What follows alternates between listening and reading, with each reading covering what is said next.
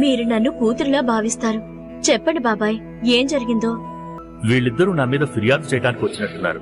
ఎందుకంటే నేను వీళ్ళ అవినీతిని పట్టుకున్నాను. మీ వ్యాపారాన్నైతే నేను ఊహించే తీరుతాను. మీరేం చేయాలనుకుంటారో చెయ్యండి. మేం మాత్రం మా గౌరీతో నిజం చెప్పడానికి వచ్చాం. ఎవరైతే నిజం చెప్తారో వాళ్లకు తోడుగా సాయి ఉంటారు. ఎవరికైతే సాయి తోడుగా ఉంటారో మీలాంటి వారి బెదిరింపులకి భయపడరు. గౌరమ్మ, మాకు బాగా తెలుసు నువ్వు తెలిసి ఇలాంటి వ్యక్తిని మా దగ్గరికి పంపించుండవు. అతను మమ్మల్ని అవమానించాడు. ఈ విషయం చెప్దామని నీ దగ్గరికి వచ్చాము. మీరు నన్ను క్షమించండి బాబాయ్. అక్కడ జరిగిందో నాకు తెలీదు. నేను కేవలం సహాయం అడిగానంతే. ఇవిగో తీసుకోండి మిగతా డబ్బులు. ధన్యవాదాలు గౌరీ. సహాయం కోవడంలో ఏ తప్పు లేదు గౌరీ. కానీ సహాయం అడిగే ముందు సహాయం ఎవరిని అడుగుతున్నావో అని దృష్టిలో పెట్టుకోవాలి. ఒకవేళ వాళ్ళు నీ పనితో పాటు నీ సంబంధాల్ని చెడగొడితే మేం వెళ్ళేస్తాం గౌరీ. పదండి. ఇతను చెప్తున్నాడు మీరు ఇతన్ని నా ఇంటి నుంచి పువ్వులు తెమ్మని పంపించారంటగా. సంతోష్, నేను నీకు ఇదైతే చెప్పలేదుగా. అడగకుండా పూలు కోసుకురమ్మని. పువ్వు మీదే. మా ఇంటి దగ్గర పూలు ఉండటం చూశారు మీరు. ఎవరినైనా పంపించి దొంగతనంగా కోయించేద్దామనుకున్నారు. అదేమీ కాదు సంతోష్, చెప్పి ఈయనకి. చూడండి, అది నేను ఇతనికి భయంతో అసలు మాటలే రావటం లేదు. ఇలాంటి పిరికి పంద అసలు దొంగతనం ఎలా చేస్తాడు? ఇప్పుడు నాకు పక్కాగా పూర్తిగా నమ్మకం కలిగింది. మీరే ఇతన్ని దొంగతనానికి పురుగలిపారు. సంతోష్, ఏమి మాట్లాడవేంటి బాబు నువ్వు? ఇలా అడగా పెట్టకుండా ఎవరిదైనా ఏదైనా వస్తువు తీసుకోవటాన్ని దొంగతనమనే అంటారు. మళ్ళీ ఇంకోసారి ఇలాంటి తప్పు జరిగిందంటేనా నేను మిమ్మల్ని వదిలిపెట్టాను. వాళ్ల మీద దర్పం చూపించాల్సిన అవసరం ఏముంది? నేనిప్పుడు సరిగ్గానే చేశాను. మీతో ఉన్న పరిచయాన్ని దుర్వినియోగం చేసుకుంటున్నారు. ఈ రగ్గు చూడండి ఎంత పలచగా చేశారు. నేనే వాళ్ళకి చెప్పాను ఈ పలచని రగ్గు తయారు చేయమని. ఎందుకంటే మేం వేడిలో కూడా కప్పుకోవచ్చని. నాకేం తెలుసు మీరు అలా చెప్పినట్టు? తెలియకపోతే మీరు వాళ్ళని తప్పుగా ఎందుకు అర్థం చేసుకున్నారు? వాళ్ళతో ఎందుకు గొడవ పడ్డారు? నేను మీకు కేవలం రగ్గు తీసుకురమ్మని చెప్పాను. ఒకవేళ ఏదైనా లోపం ఉంటే అప్పుడు నేను స్వయంగా అడిగేదాన్ని. మీకెవరు చెప్పారు వాళ్ళ ఇంటికెళ్లి వాళ్ళని అవమానించమని? అయినా తప్పంతా నాదేలండి. నేనే మీకు ఒక పని చెప్పాను. మీ దర్పం ప్రదర్శించడంలో ఏదైనా తీరుకు దొరికితేగా అప్పుడేదైనా చేయగలుగుతారు. ఇప్పుడు అర్థమైంది మీ కారణంగా మీ నాన్న ఎందుకంత బాధగా ఉంటారో. మీలాంటి మనిషి ఇతరుడికి కేవలం బాధను మాత్రమే ఇవ్వగలడు, సంతోషాన్ని ఇవ్వలేడు. అసలు యజమాని ఇంట్లో లేనప్పుడు పువ్వు ఎందుకు కోసావు? మరి పట్టుబడినప్పుడు అతనికి నిజం ఎందుకు చెప్పలేదు? పూజ కోసం ఒక్క పువ్వే కావాలని, నువ్వు పువ్వులన్నీ కోసుకోవడం లేదని అతనికి ఎందుకు నచ్చ చెప్పలేదు? పైగా ఇంటి తాళాన్ని ఎందుకు కొట్టావు? నువ్వు నిజం చెప్పు ఉంటే విషయం ఇంత దూరం వచ్చేది కాదు. మౌనంగా ఉండే నీ అలవాటు వల్ల నాకు అవమానం జరిగింది. ఓ భగవంతుడా, లోకంలో ఎంతో మంది మూగవాళ్లున్నారు. వాళ్ళు మాట్లాడడానికి పరితపిస్తున్నారు. కానీ ఇక్కడ ఈ మనిషిని చూడండి. ఇతనికి భగవంతుడు నోరు ఇచ్చి తప్పు చేశాడు. క్షమించు, నీకు పని చెప్పి చాలా పెద్ద తప్పు చేశాను నేను. నువ్వు మాట్లాడకపోవటం వల్ల ఎంత పెద్ద అభాండం మన మీద పడిందో ఈ రోజు అర్థమైంది నాకు. నీ భార్య ఎందుకు అంత మదన పడుతుంటుందో. నీలాంటి భర్త ఉంటే ఏ భార్య అయినా ఎలా సంతోషంగా ఉండగలదు? మేము కొంచెం బయటకెళ్లి ఎండుకట్టెలు ఏరుకొని వస్తాం, హోలికా దహనం కోసం. సరే. ప్రణామాలు సాయి. రాముడు మీకు మేలు చెయ్యాలి. నువ్వు చాలా సరైన సలహా ఇచ్చావు దేవా. కాని నువ్వు ఆ విషయం గట్టిగా ఎందుకు చెప్పలేదు? అతనికి పెద్దవి వద్దు, చిన్న కొబ్బరికాయలు తీసుకోమని. సాయి, అతను వినడానికి సిద్ధంగా లేడు. నేను పదే పదే చెప్తే అతను చిరాకు పడతాడు. ఇప్పుడు తన అనుభవంతో నేర్చుకుంటాడు. ఇంత జ్ఞానం ఉంది, మరి ఈ జ్ఞానాన్ని మీరు మీ కొడుకులు సోను మోనుల మీద ఎందుకు ఉపయోగించలేదు? సాయి, నాకు అర్థం కాలేదు. సాయి, ఆయన మిమ్మల్ని చాలా నమ్ముతాడు. మిఠాయి తీసుకుందాము. లేదు నాన్న, కుడుములు తాజాగానే ఉన్నాయి. పైగా డబ్బులు కూడా ఇచ్చేశాను. సోను మోను ఇందుకే మౌనంగా ఉన్నారేమో. ఎందుకంటే వాళ్ల మనసుల్లో ఒక నూతన ఆలోచన పురుడు పోసుకుంటుందేమో. నాకు అర్థం కాలేదు సాయి. వాళ్ళిద్దరినీ రేపు ఉదయం నా దగ్గరికి పంపించు, అంతా అర్థమవుతుంది. మోను, మోను, ఈరోజు మీ ఇద్దరు మనసుకి నచ్చిన పనులు చేయటం జరిగింది. మొదటి రోజు ఎలా ఉంది మీకు? సాయి, ఈ దుకాణం నడిపించడం చాలా కష్టమైన పని. రోజు పొద్దున్నే తెరవాలి, తర్వాత సరుకులు ఉన్నాయి. ప్రతి వస్తుధారని గుర్తు పెట్టుకోవాలి. తూకంలో ఏదైనా తప్పు జరిగిందంటే దాన్ని మళ్ళీ సరిచేయాలి. మళ్ళీ అన్ని లెక్కపత్రాలు పెట్టుకోవాలి, దుకాణాన్ని ఊడ్చి శుభ్రంగా ఉంచుకోవాలి. ప్రతి కొనుగోలుదారుడి మీద కన్నేసి ఉంచాలి. వాళ్ళు ఏమైనా సరుకులు చాటుగా ఎత్తుకెళ్ళిపోతారేమోనని. అరే ఏమంటున్నావు నువ్వు? దుకాణం నడపడం కష్టమా సాయి? కష్టం ప్రతి పనిలోనూ ఉంటుంది, కానీ మన సొంత పని చేయడంలో స్వేచ్ఛ ఉంటుంది. అది వేరే దగ్గర ఉద్యోగంలో ఎక్కడ దొరుకుతుంది? ఒక్క రోజులోనే నాకు అర్థమైంది యజమాని ఆజ్ఞలు పాటించడం ఎంత కష్టమో. వేళకు వెళ్ళాలి, వేళకి రావాలి. ఏదైనా తప్పు జరిగితే నానా మాటలు అనిపించుకోవాలి. అంతేకాదు, ఒకవేళ పనిలో ఏదైనా లాభం వచ్చినా అది కూడా యజమాని జేబులోకే. ఆ నిజమే, లాభం యజమానికి దక్కుతుంది, కానీ దాంట్లో మనం నష్టపోతామనే భయమే ఉండదుగా. ఎప్పటివరకైతే ఇతరుల జీవిత కష్టాలు తెలియవో అప్పటిదాకా వాళ్ల జీవితాలే కష్టాలమయం అనిపిస్తాయి.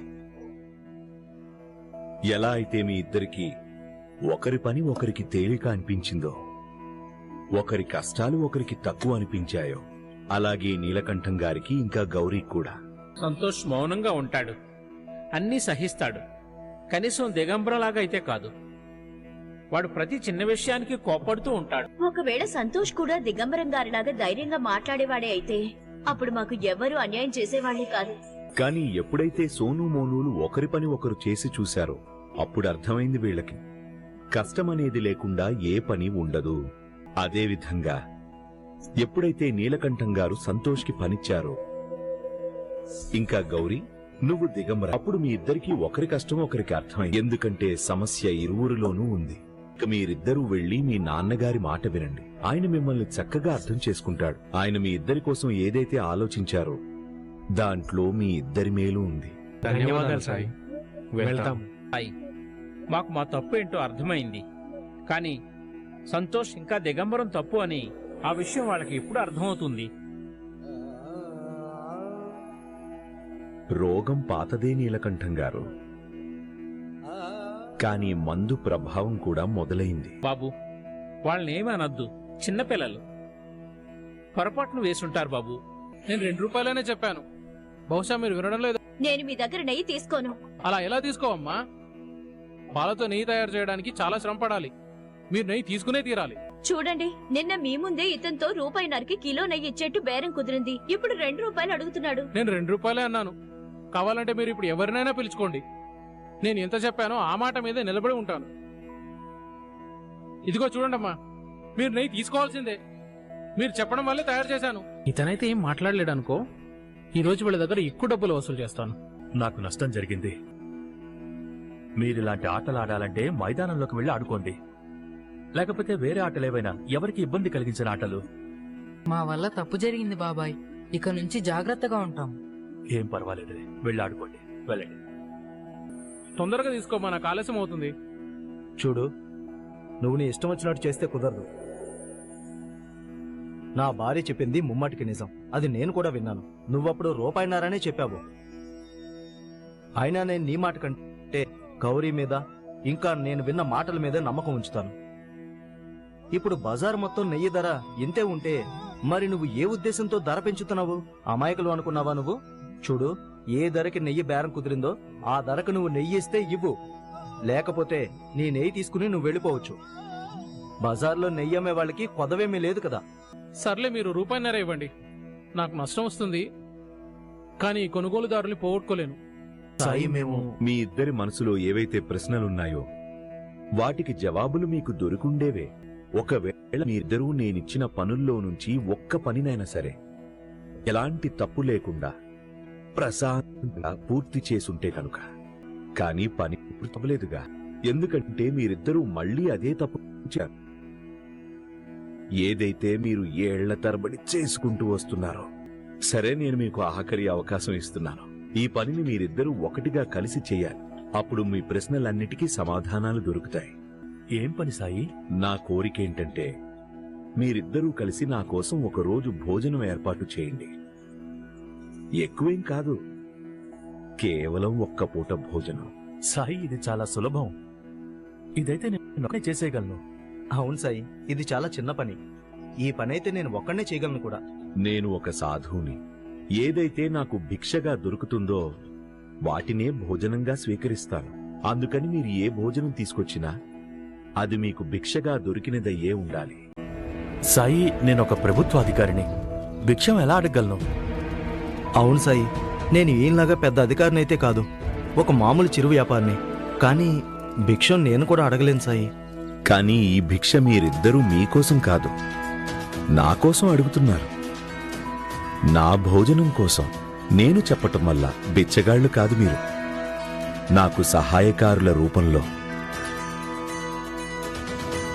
మీ ప్రశ్నలకి జవాబులు కావాలన్నా, ఇంకా షిరిడి నుంచి వెళ్లాలన్నా ఇదే ఆఖరి దారి.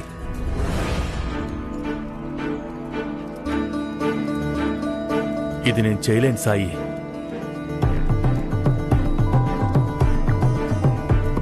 క్షమించండి సాయి, ఈ పని నా వల్ల కూడా కాదు.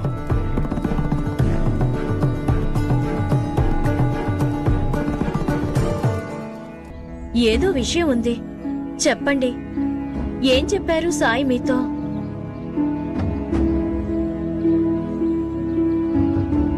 నేను చెప్పాను కదా గౌరీ, సాయి నాతో ఏమీ చెప్పలేదు. గౌరీ,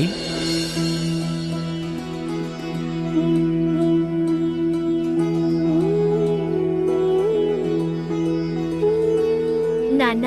నమస్కారం మామయ్య గారు. చల్లగా ఉండండి. ఈరోజు సాయంత్రం ఇంటికి కొందరు దగ్గర వాళ్ళు వస్తున్నారు. ద్వారకామాయిలో హోలికా దహనం మరియు హోలీ ఉత్సవం ఏర్పాట్ల గురించి చర్చించడానికి.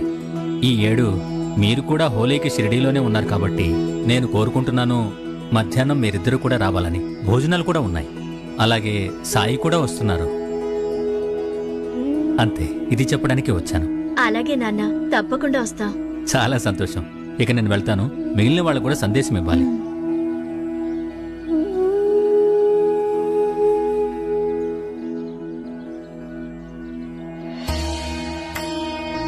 నీలకంఠం గారు,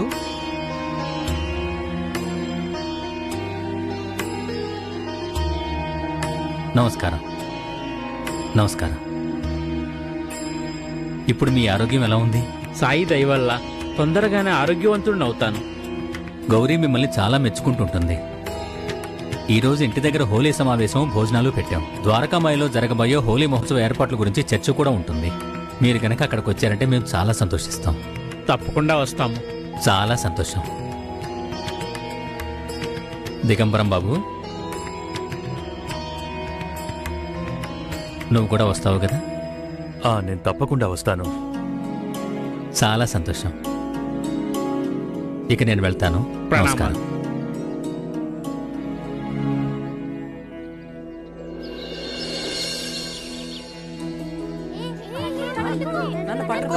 పార్వతి, అది నేను.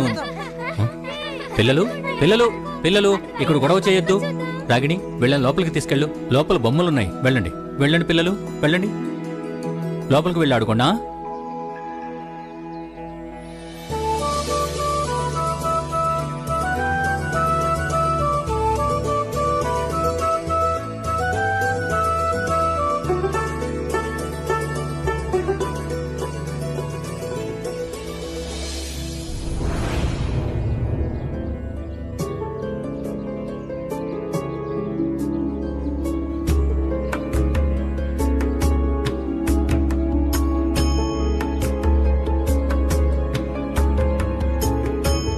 వాడు నీ జుట్టు లాగాడు, నువ్వేమనలేదెందుకు?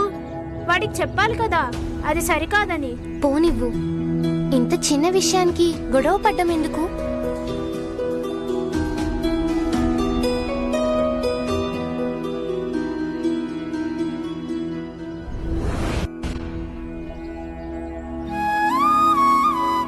ప్రణామాలు సాయి.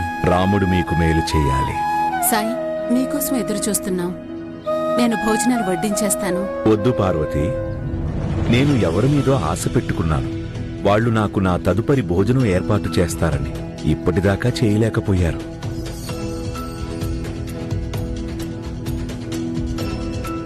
అందుకని నేను అనిశ్చిత కాలం దాకా ఉపవాసం పెట్టుకున్నాను.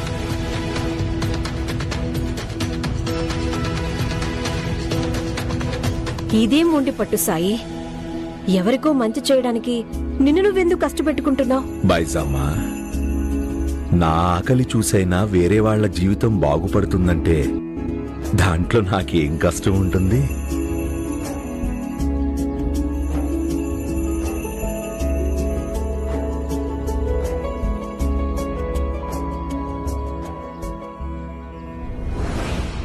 చూడు, నా చిత్రం అయిపోయింది. నేను సాయికి చూపించి వస్తా. అరే, నన్ను పట్టుకుంటూ తీసుకో. నాకు నా చిత్రాన్ని ఇచ్చేసి. నేను ఇవ్వను. నా చిత్రాన్ని నాకు ఇవ్వు. నాకు ఇవ్వు. ఏ ఆగు ఆగు.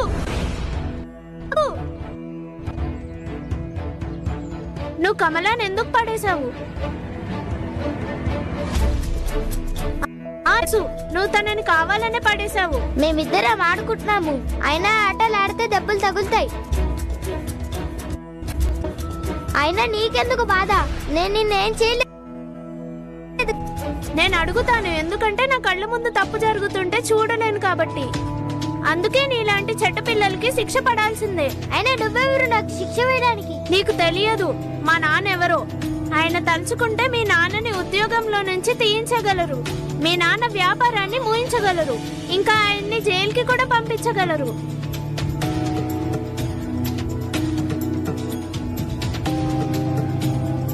వదిలేసే నీరజ్, నువ్వెందుకు అనవసరంగా గొడవ పడుతున్నావు? అనవసరంగానా? నువ్వు కూడా వచ్చి గొడవ పడాలి. వాస్తవానికి నువ్వే గొడవ పడాలి. వీడు నిన్ను 2 సార్లు బాధ కలిగించాడు, అయినా నువ్వేమనలేదు. అందుకే వీడు ఇలా రెచ్చిపోతున్నాడు. ఇది అంత పెద్ద విషయం కాదు నీరజ్. నా దృష్టిలో పెద్దదే. కానీ ఒకవేళ నువ్వేమనలేకపోతే ఏం పర్వాలేదులే. నేను వీడిని కొట్టి కొట్టి బాగా బుద్ధి చెప్తాను. నిన్ను. నీరజ్, విషయాన్ని ఎందుకు ఇంత రాద్ధాంతి చేస్తున్నావు నువ్వు? అయినా మాట్లాడే పద్ధతి ఇదేనా? కమల, ఇంతసేపటి నుంచి నిన్నెవరో ఇబ్బంది పెడుతున్నారన్నా? మరి నువ్వు వాళ్ళకు ఒక్కసారైనా చెప్పుండాలి కదా వాళ్ళని అలా చెయ్యొద్దని.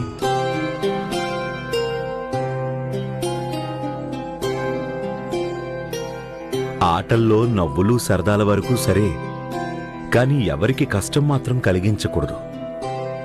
దానివల్ల ఎవరికైనా బాధ కలిగితే అది ఆట కాదు, తప్పిదమవుతుంది. నువ్వు కమలాని బాధ పెట్టావు, తప్పు చేశావు. ఆడాలనుకుంటే ఇలా ఆడు. దానివల్ల అందరూ సంతోషపడాలి. నన్ను క్షమించండి సాయి. అయినా కమల, నువ్వు కూడా నాకు చెప్పలేదు. నేను అనుకున్నా నీకు ఆట పట్టిద్దాం, అది బాగానే ఉంటుందని. నువ్వు నన్ను క్షమించు. సాయి, మా పిల్లలది కూడా తప్పుంది కదా. సాయి, వీడికి కూడా చెప్పండి ఎక్కడ ఎంతవరకు మాట్లాడవలసి ఉంటుందో. నా మనవడు ఎక్కువ మాట్లాడాడు, కానీ కమల్ అసలు మాట్లాడలేదు. నేను చెప్పటం వల్ల ఏమవుతుంది నీలకంఠం గారు? ఈ రోజుకి అర్థం చేసుకుంటారు, కానీ రేపు ఏదైతే వాళ్ల పెద్దవాళ్లు చేయటం చూస్తారో అదే వీళ్లు కూడా చేస్తారు. పిల్లల మీద అందరికంటే ఎక్కువ ప్రభావం తమ తల్లిదండ్రుల ప్రవర్తనదే అయ్యుంటుంది. అందుకని ఎవరి నుంచైతే ఈ పిల్లలు ఇలాంటి ప్రవర్తన నేర్చుకుంటున్నారో వాళ్లే వీళ్లకి నేర్పిస్తే బావుంటుంది. ఇక అది కూడా సొంత ఉదాహరణతో.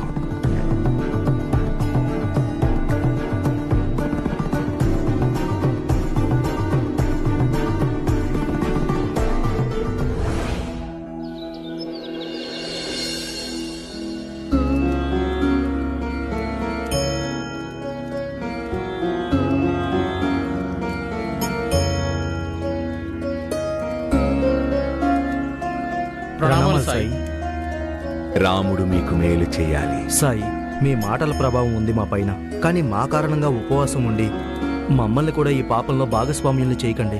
మరి మీ తండ్రిని భార్యని దోషులని చేయటం పాపం కాదా? మీ పిల్లలకి తప్పుడు విషయాలను నేర్పించటం పాపం కాదా? ఈ పాపం మీ ఇరువురి వల్ల రోజూ జరిగింది. సాయి, మేం మీలాగా మహాత్ములం కాదు, మామూలు మనుషులం. మేమీ వయసులో మా వ్యవహార శైలిని, ప్రవర్తనని ఒక్కసారిగా మార్చుకోవటం ఎలా సాధ్యం? మా స్వభావం, మా నడవడిక ఇవన్నీ ఒక్క రోజులో ఎలా మారిపోతాయి? మేము ఎన్నో ఏళ్లుగా ఇలాగే జీవిస్తూ వస్తున్నాం. మార్పు కోసం మారాలన్న ప్రయత్నం ముఖ్యమవుతుంది. మార్పుని స్వీకరించటం అవసరం అవుతుంది.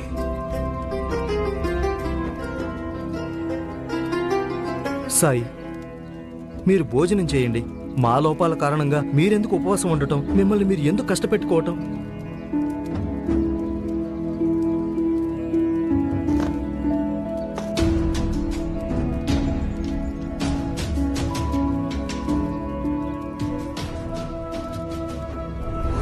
నేనేం భోజనం చేయటానికి నిరాకరించలేదు. అలాగే ఒక్క రోజులో మీ ఇద్దరినీ మారమని చెప్పటం లేదు. నేను మీ ఇద్దరికీ కేవలం ఒకటే చెప్పాను, మీరిద్దరూ భిక్షాటన చేయండి, భిక్షలో వచ్చిన వాటితో నాకు భోజనం వండి పెట్టండి అన్నాను. సాయి, నేనెప్పుడూ భిక్షం అడగలేదు. నేను ప్రభుత్వ అధికారిని, ఉన్నత పదవిలో ఉన్నాను. నాకొకరి ముందు చేతులు చాపాలంటే సిగ్గేస్తుంది. భిక్ష ఎలా అడగాలి నేను? జనం ఏమనుకుంటారు? అవును సాయి, నేనైతే అసలు ఎవరి ముందు ఏమీ మాట్లాడలేను కూడా, ఇంకా భిక్షం ఎలా అడుగుతాను? అయినా సాయి, భిక్ష ఎందుకు? భిక్ష అడగటం వల్ల ఏదో మార్పు వచ్చేస్తుందని నేను అనుకోవటం లేదు. మరి కారణమేంటి? ఎందుకు మీరు మమ్మల్ని భిక్ష అడగమని చెప్తున్నారు? నాతో రండి, మీకు ఒకటి చూపించాలి.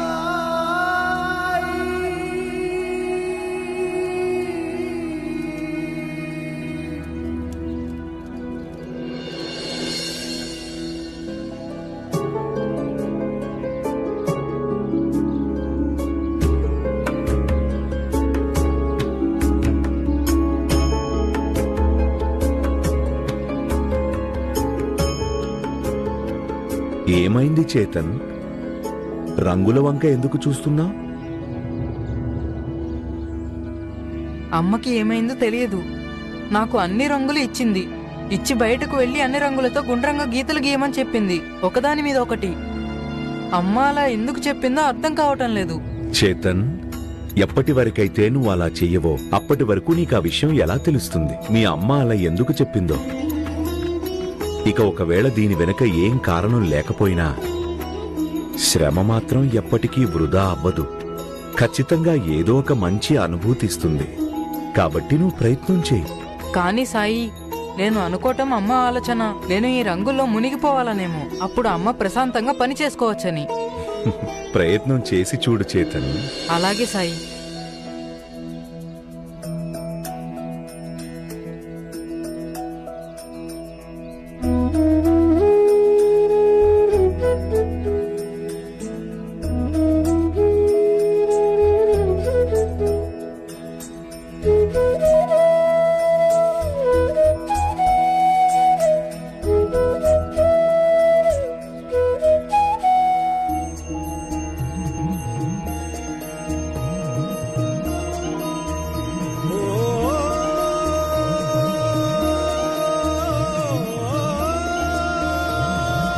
మాకు పాఠశాలలో మాస్టర్ గారు ఇంద్రధనుస్సు గురించి చెప్పారు.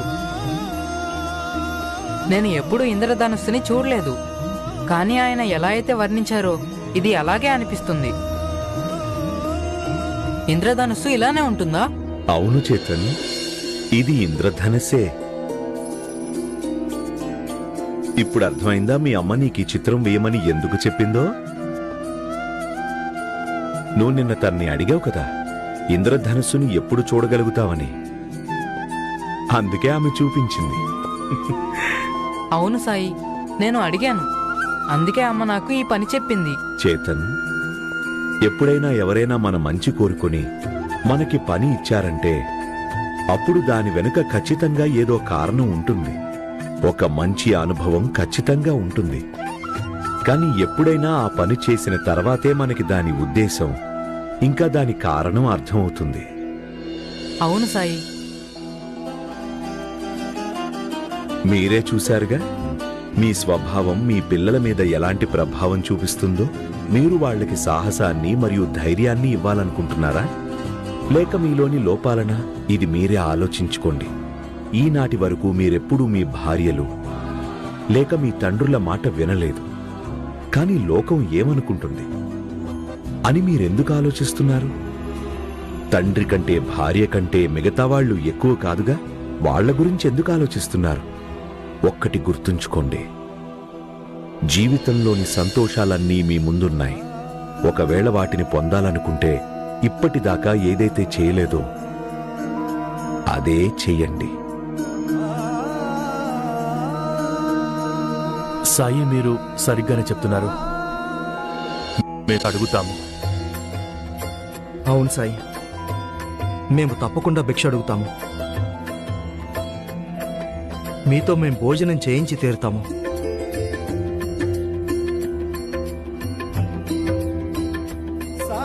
రాముడు మీకు మేలు చేస్తాడు.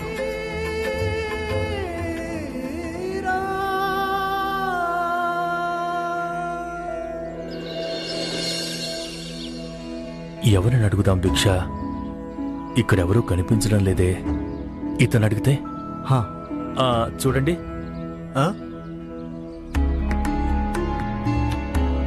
చెప్పండి.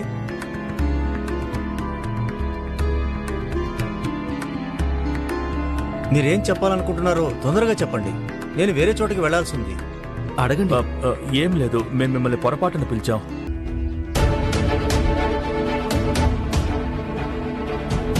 నువ్వు పరిశుభ్రత పాటించకుండా నియమాలు ఉల్లంఘించావు. జనం ఆరోగ్యంతో చెలగాట మారుతున్నావు. అందుకని రేపటికల్లా నీ దుకాణం సీల్ చేయమని ఆదేశాలు అందుతాయి. అర్థమైందా?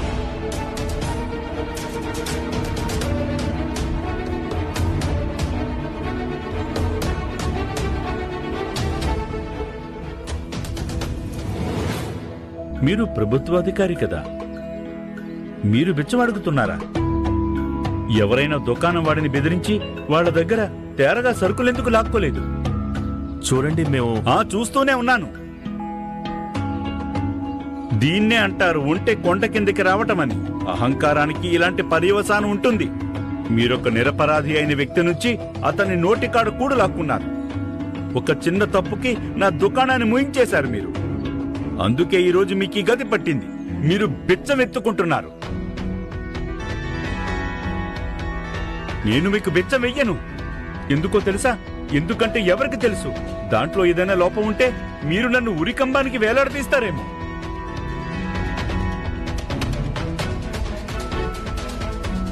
మీకున్న స్వభావాన్ని బట్టి మీరిందుకు అర్హులే కాదు. మీ మీద కొంచెం కూడా జాలి పడకూడదు. ఎక్కువ మాట్లాడుతున్నావు నువ్వు. జాగ్రత్త. దిగంబరం గారు, మీరు శాంతించండి, నేను మాట్లాడతాను. క్షమించండి. చూడండి, నేను ఒప్పుకుంటాను, దిగంబరం గారు ప్రతి విషయానికి కొంచెం అతిగానే ప్రతిస్పందిస్తారు. కానీ ఎక్కడైతే తప్పు జరుగుతుందో అక్కడ ఖచ్చితంగా మాట్లాడతారు. మీ పట్ల ఏం జరిగిందో నాకు తెలియదు, కానీ మీరు వాస్తవం తెలియకుండా అనాలోచితంగా ఏమీ మాట్లాడొద్దు. మీకు వాస్తవం తెలీదు మేము భిక్ష ఎందుకు అడుగుతున్నాము అని. మేము భిక్ష అడగటం వెనుక చాలా పెద్ద కారణం ఉంది. చాలా సంతోషం. మీరు బిచ్చం అలాంటి చోటుకి వెళ్ళి అడగండి ఎక్కడైతే ఈ మనిషి ఇప్పటిదాకా వెళ్ళలేదు. ఎందుకంటే ఈయన కన్ను ఎవరి మీద పడినా వాళ్ళని నాశనం చేసి వదిలిపెట్టాడు ఈయన. అందుకని నేనీయనకి బిచ్చం గిచ్చం ఇవ్వను. చూడండి, మీరు భిక్షం ఇవ్వకూడదనుకుంటే మీరు భిక్షం ఇవ్వద్దు. కానీ మీరు ఇప్పుడు దిగంబరంగానే ఇంకొక మాట కూడా, ఇప్పుడు మేమిద్దరం కలిసి భిక్షాటం చేస్తున్నాం. అందుకని మీరు నన్ను కూడా అవమానం చేసినట్టే అవుతుంది. దయచేసి మీరు ఇక్కడి నుంచి వెళ్ళండి. నేనైతే మీకేమీ అపకారం చేయలేదుగా. నేనైతే వెళ్తూనే ఉన్నాను, మీరే నన్ను పిలిచి ఆపారు. దిగంబరం గారు, మీరు ఆయన మాటల్ని మనసులో పెట్టుకోకండి. పదండి, మనం ఇంకెక్కడికైనా వెళ్ళి భిక్ష అడుగుదాం. రండి. ఈ కథ చాలా పాతది. పూర్వం ఒక గ్రామం ఉండేది.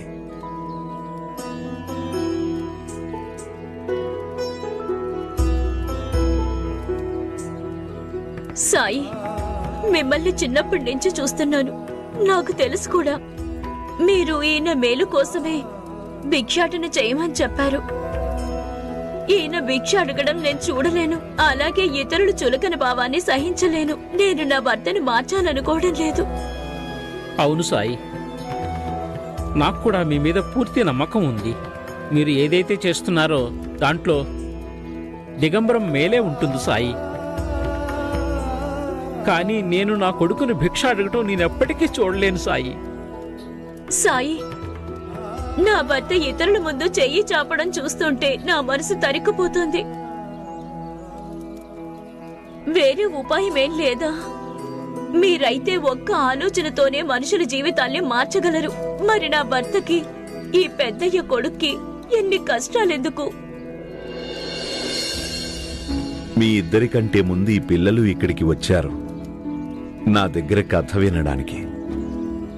మరి నేను వీళ్ళకి కథ చెప్పనా ముందు?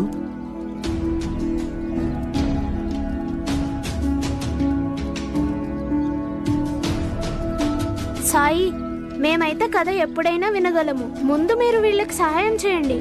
కథ అంత ముఖ్యమేం కాదు. లేదు బాచి, కథ చాలా ముఖ్యమవుతుంది. ఈ కథ మనకి సక్రమ జీవన విధానాన్ని నేర్పిస్తుంది, మనకి ప్రేరణనిస్తుంది. కేవలం పిల్లలకే కాదు, కథలనేవి పెద్దవాళ్ల వ్యక్తిత్వ నిర్మాణంలో కూడా చాలా ప్రముఖ పాత్రను వహిస్తూ ఉంటాయి. పూర్వం ఒక గ్రామం ఉండేది. అందులో ఇద్దరు స్నేహితులుండేవారు. ఒకడు ఆస్తికుడు, రెండోవాడు నాస్తికుడు. ఇద్దరు ఉద్యోగాన్వేషణలో ఉన్నారు. నాస్తిక వ్యక్తికి మొదటి ప్రయత్నంలోనే ఉద్యోగం దొరికింది. జీతం కూడా ఎక్కువే. అతను చాలా సంతోషంగా ఉన్నాడు. కాని అతని ఆస్తిక మిత్రుడు చాలా కష్టంలో ఉన్నాడు. అతను ఒక పెద్ద షావుకారు దగ్గర పనిచేయడం మొదలుపెట్టాడు. కాని ఆ షావుకారు అతన్ని లెక్కల్లో అవకతవకలు చేయమని చెప్పాడు. అతను ఆస్తికుడు కాబట్టి అందుకు నిరాకరించాడు. షావుకారు అతన్ని ఉద్యోగంలో నుంచి తీసేస్తానని బెదిరించాడు. కాని అతను భగవంతుని మీద నమ్మకం కలవాడు కాబట్టి అతను తన మంచితనం మీద స్థిరంగా ఉన్నాడు. తనకి తానుగానే ఉద్యోగం వదిలేశాడు. ఎందుకంటే అతనికి నమ్మకం ఉంది, భగవంతుడు అతనికి తప్పకుండా ఉద్యోగం ఇస్తాడని. ఎక్కడైతే తను తన సిద్ధాంతాల పట్ల రాజీ పడాల్సిన అవసరం ఉండదు. కాని తర్వాత అతను ఎక్కడ ఉద్యోగం కోసం వెళ్ళినా అక్కడ తిరస్కారమే ఎదురైంది. కాని అంతా నిరాశ తర్వాత కూడా అతనికి భగవంతుని మీద ఆశ సన్నగిల్లలేదు. అతని నాస్తిక మిత్రుడు అతనికి ఎప్పుడూ నచ్చజెప్పేవాడు. అడుగుతూ ఉండేవాడు, అసలు నీ భగవంతుడు నీకు ఏమిచ్చాడు అని. ఒక ఉద్యోగం కూడా ఇప్పించలేకపోతున్నాడు. కాని ఆ ఆస్తిక వ్యక్తి అయినా కూడా తన విశ్వాసాన్ని కోల్పోలేదు. అతను ఇదే చెప్తూ ఉన్నాడు, భగవంతుడు తనకి మంచి చోట పనిప్పిస్తాడు అని, అక్కడ తాను పూర్తి నిజాయితీతో పనిచేయగలుగుతానని. అలా ఉండగా ఒకరోజు ఆ రాజ్యం రాజుకి ఆ ఆస్తిక వ్యక్తి యొక్క సిద్ధాంతాలు మరియు నమ్మకం గురించి తెలిసి వచ్చింది. ఆయన ఆ విషయం విని చాలా ప్రభావితమయ్యాడు. అన్ని కష్టాల తర్వాత కూడా అతను తన సిద్ధాంతాలని వదులుకోలేదు, తన నమ్మకాన్ని కోల్పోలేదు. ఇక రాజుకి నమ్మకం కుదిరింది, అలాంటి వ్యక్తి చాలా నిజాయితీపరుడు మరియు పవిత్రుడయ్యుంటాడని. ఆ కారణంగా రాజు అతన్ని మహామంత్రిని చేశాడు. ఇక అది చూసిన తర్వాత తన నాస్తిక మిత్రుడు కూడా ఆస్తికుడైపోయాడు. అందుకే అంటారు, భగవంతుని మీద నమ్మకం ఉంటే పూర్తి విశ్వాసంతో ఉండాలి అని. నేను భగవంతుణ్ణి కాదు, కేవలం ఆయన దూతని. ఎటువంటి సందేహాలు లేకుండా ఆయన ఆదేశాలను పాటిస్తాను. ఇప్పుడు సంతోష్ ఇంకా దిగంబర్లతో కూడా అదే చేయిస్తున్నాను. భగవంతుడే వాళ్ల ముందు ఈ సవాలుని ప్రవేశపెట్టాడు కాబట్టి వాళ్ల గురించి కూడా ఆయనే చూసుకుంటాడు. మీరిద్దరూ ఒకటే అర్థం చేసుకోండి. ఎలా అయితే కమలం పువ్వు కోయడానికి బురదలో కాలు వెయ్యాల్సి వస్తుందో, అలాగే పెద్ద మార్పు కోసం అధిక పరిశ్రమ చెయ్యాల్సుంటుంది.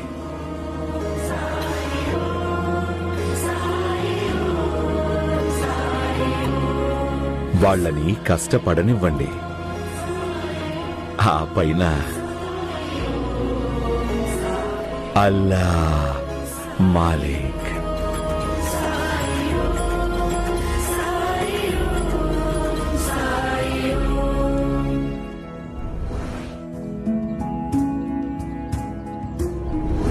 మీ స్వభావం మంచిదే కాదు, మీరసలు దీనికి అర్హులే కాదు. మీ మీద అసలు కొంచెం కూడా జాలి చూపకూడదు. మీకు భిక్షం వేయటం ఇష్టం లేకపోతే మీరు భిక్షం వేయకండి. కానీ మీరు దిగంబరం గారిని ఇంకొక మాట కూడా అనొద్దు.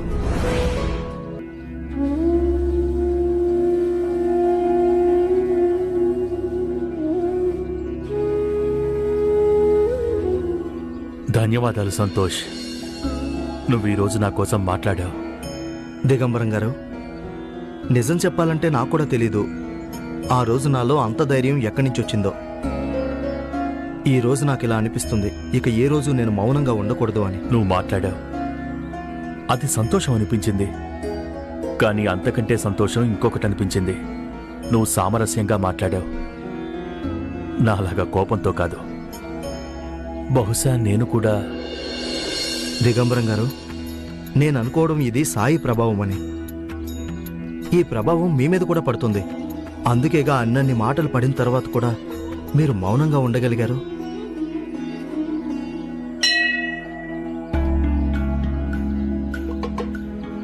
అటు చూడండి. పదండి, ఆయన భిక్ష అడుగుదాం. పద.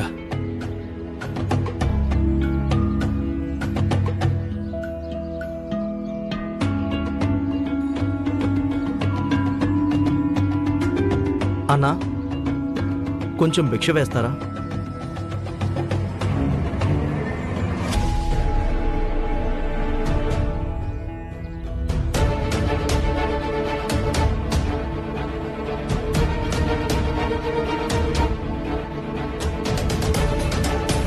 ఏంటి సంతోష్, నీ పరిస్థితి ఇంత దిగజారిపోయిందా? నువ్వు అడుక్కోవడం మొదలుపెట్టావా?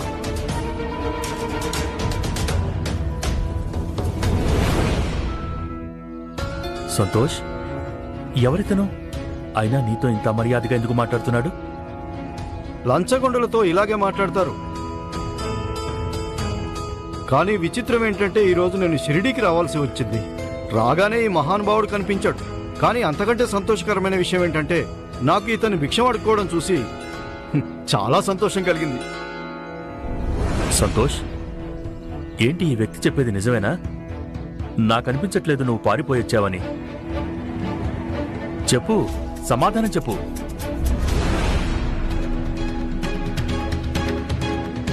సార్, మీ క్లర్క్ సంతోష్ 1వ నెంబర్ లంచగొండి. నాకు ఒక ప్రభుత్వ పని చేసి పెట్టడానికి ఈ క్లర్క్ నా దగ్గర లంచం తీసుకున్నాడు. సంతోష్, ఏంటి ఇది నిజమేనా? చెప్పు సంతోష్, నాకు జవాబు కావాలి సంతోష్. చూశారా సార్, నిర్దోషి ఎప్పుడైనా అలా మౌనంగా ఉంటాడా? ఇతను మాట్లాడడం లేదంటే దాని అర్థం ఇతను తప్పు చేశాడనే. ఇప్పుడు మీరే చెప్పండి సార్, నేను ఎప్పటి నుంచో కాంట్రాక్ట్ తీసుకుంటున్నాను. ఏమైనా ఫిర్యాదు వచ్చిందా? నేనైతే చాలా నిజాయితీతో నా ఫైల్ ఇతనికి ఇచ్చాను సార్. కానీ ఇతను అన్నాడు డబ్బులు అవుతాయని. నేను తప్పని అన్నాను. ఇతను అన్నాడు నీ ఫైల్ ముందుకు కదలదు అని. కానీ నాకు ఈ రోజు అనిపిస్తుంది నేను ఇతని మీద మీకు ఫిర్యాదు చేసి ఉండాల్సిందని. సిగ్గుపడాలి సంతోష్. నువ్వు తెలుసా, లంచాలు తీసుకునే వాళ్ళంటే నాకు పరమ అసహ్యం, ద్వేషం. అందుకని నేను లంచం తీసుకునే నేరం కింద నిన్ను ఉద్యోగం నుంచి తొలగిస్తున్నాను.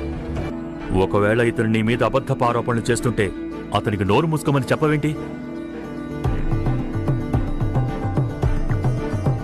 సంతోష్, నువ్వు నా కోసం మాట్లాడావు, ఇప్పుడు నీ కోసం మాట్లాడు. అరే, ఇతనేం మాట్లాడతాడు? అవినీతి పరుడికి నోరెలా పిగులుతుంది? లేదు, నేను లంచం తీసుకోలేదు. అవునా? నిన్ను ఉద్యోగంలో నుంచి ఎందుకు తీసేశారు? చూడు, నేను సంతోష్తో చాలా రోజుల నుంచి కలిసి ఉంటున్నాను. ఇతను చాలా తక్కువ మాట్లాడతాడు. నేను ఇతన్ని ఎంతో కొంత అర్థం చేసుకున్నాను. ఇతను అవినీతిపరుడు కాదు. ఖచ్చితంగా లంచం తీసుకుని ఉండడు. ఇది నేను ఘంటాపథంగా చెప్పగలను. అయితే నువ్వు కూడా ఒకటి మూర్ఖుడివై ఉండాలి, లేదా అంధుడివై ఉండాలి. ఇతనే స్వయంగా తన నేరాన్ని ఒప్పుకున్నాడు మౌనంగా ఉండి. నువ్వేవైనా చెప్పు, కానీ నాకు తెలుసు సంతోష్ ఎప్పుడు అలాంటి పని చేయలేడు. నమ్మకు. నాకైతే పరమానందంగా ఉంది ఈ లంచగొండి వ్యక్తి అడుక్కుని తింటున్నందుకు.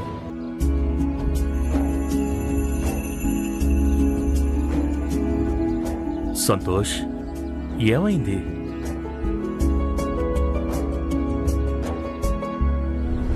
నువ్వు నిరపరాధివైతే కనుక మరెందుకు ఏం మాట్లాడటం లేదు?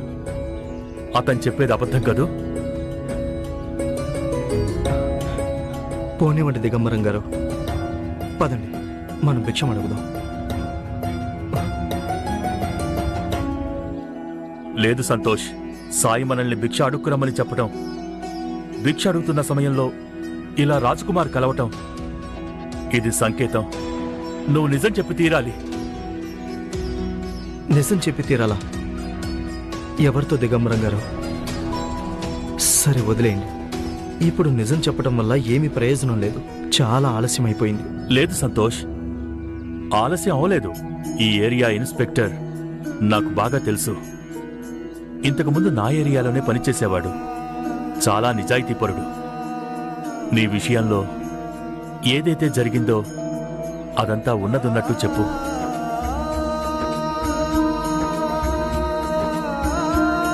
భయపడకు, నీకు నేను తోడున్నాను.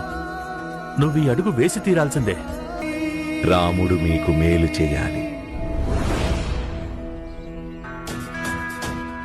నాకు తెలుసు ఆయన ఒకసారి ధైర్యం చేసి మాట్లాడాడు. కానీ ఒకసారి ధైర్యం చేసి మాట్లాడడానికి, వ్యక్తిత్వ స్వభావాన్ని మార్చుకోవడానికి చాలా వ్యత్యాసం ఉంది. మరి ఈయన మౌనంగా ఉండే ఈ అలవాటు త్వరగా మారుతుందా? లేక నేనేదైనా అసాధ్యమైన దాన్ని కోరుకుంటున్నానా? గౌరీ, నాకు తెలుసు నీ మానసిక స్థితి ఎలా ఉంటుందో. కానీ నా మాట విను. నువ్వు సాయితో మనసు విప్పి మాట్లాడు. ఆయనకు చెప్పు నీకు ఏదైతే అనిపిస్తుందో. ఆ తర్వాత ఆయన ఏదైతే దారి చూపిస్తారో ఆ దారిలో నడు.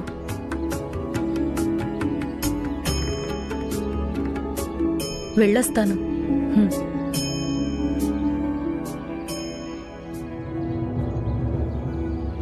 సాయి నాకు చెప్పారు. అయినా నాకెందుకు ఆందోళనగా ఉంది? వేడి బాగా ఎక్కువగా ఉంది కదా, బావిలో నీళ్లు చాలా తగ్గిపోయాయి. నదికి వెళ్లాల్సి వస్తుంది. ఎందుకంటే బావిలో నీళ్లు వాళ్ల కోసం ఉంచుతున్నాం. ఎవరైతే నదికి వెళ్లలేని స్థితిలో ఉంటారో, నేను ఒకటేసారి ఎక్కువ నీళ్లు నింపుకొస్తాను. అప్పుడు మాటిమాటికి వెళ్లాల్సిన అవసరం ఉండదు. సాయి, నేను మీతో. నాకు తెలుసు గౌరీ, త్వరలోనే నీ ప్రశ్నకి సమాధానం దొరుకుతుంది. కానీ ఇప్పుడు నేనొక చోటకి వెళ్ళాలి. ఒక పనుంది. నువ్వు ఈ కుండని కాస్త జాగ్రత్తగా చూసుకో.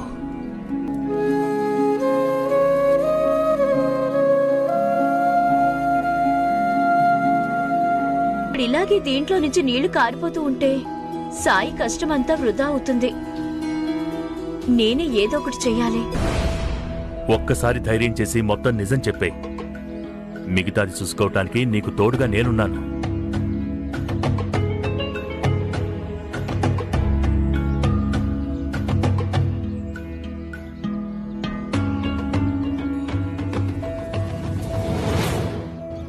ఉద్యోగంలోంచి ఎలా తొలగించబడ్డావో?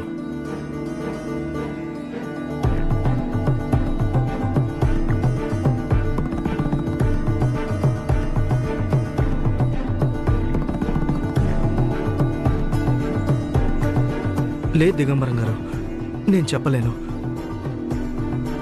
నాకంత ధైర్యం లేదు. దయచేసి నన్ను క్షమించండి.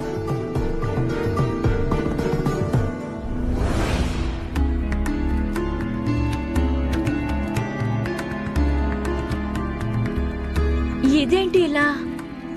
సాయి, ఈ కుండకి లెక్కలేనన్ని రంధ్రాలున్నాయి. దీన్ని మాటు వేయడం కూడా దండగే. మనం ఈ కుండలో నీళ్లన్నీ వేరే కుండలో పోసేద్దాం. ఈ కుండకి 8 రంధ్రాలున్నాయి. కానీ నువ్వు 7 రంధ్రాలు పూడ్చి ఓటమిని అంగీకరించావు.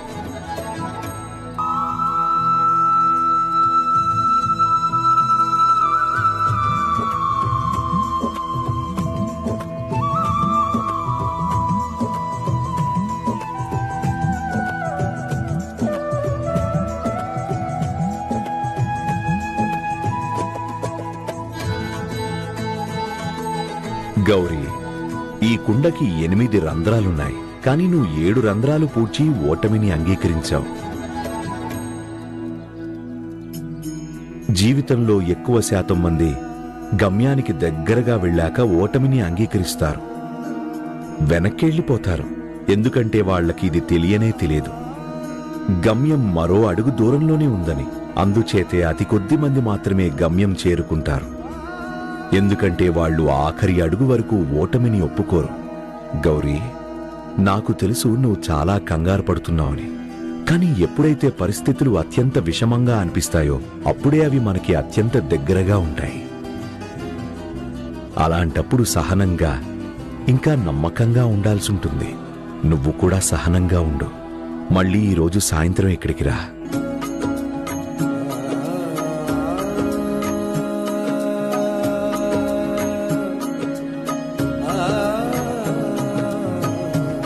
ఈ నీళ్ళివ్వండి. సంతోష్, నీళ్లు తాగు, అంతా కుదురుకుంటుంది.